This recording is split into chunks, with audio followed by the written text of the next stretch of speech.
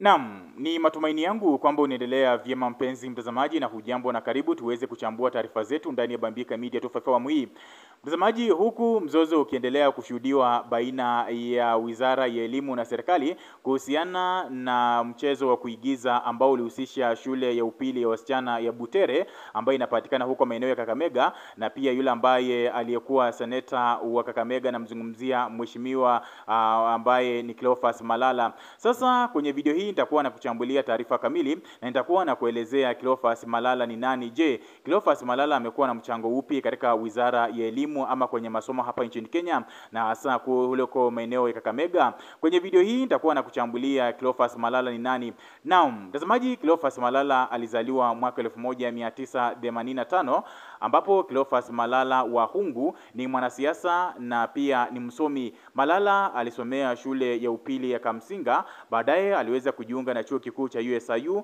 Malala aliwahi kuhudumu kama mbunge na pia aliwahi kuhudumu kama seneta wa Kakamega mnamo mwaka 2017 hadi mwaka 2022, ambapo baadaye aliweza kujiunga na chama cha UDA ambapo alikuwa anamuunga mkono Rais William Ruto. Hapo ndipo Malala pia alitangaza azima yake ya kuwania ugavana katika kaunti ya Kakamega, lakini aliweza kushindwa na gavana wa sasa, namzungumzia Fernandez Barasa. Mnamo mwaka wa 2023 Malala aliteuliwa kama katibu mkuu wa chama cha UDA, na baadaye mzozo uliibuka ndani ya chama cha UDA, kisha akaweza kubanduliwa kama katibu mkuu wa chama cha UDA mnamo Agosti mwaka 2024, yani ikiwa ni mwaka jana. Baadaye Malala aliweza kutangaza kumuunga mkono mheshimiwa Rigathi Gachagua aliyekuwa naibu wa rais hapa nchini Kenya.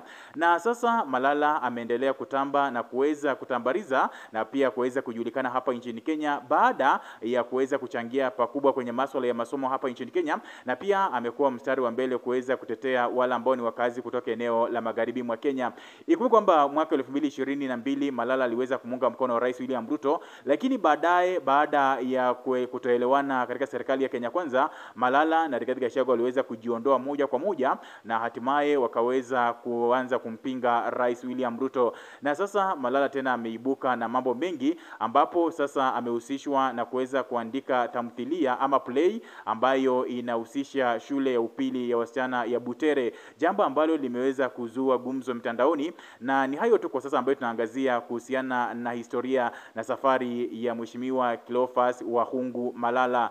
Mtazamaji, la msingi hakikisha kwamba umesubscribe ndani ya Bambika Media 254 ili uweze kupata habari motomoto pindi zinapotukia.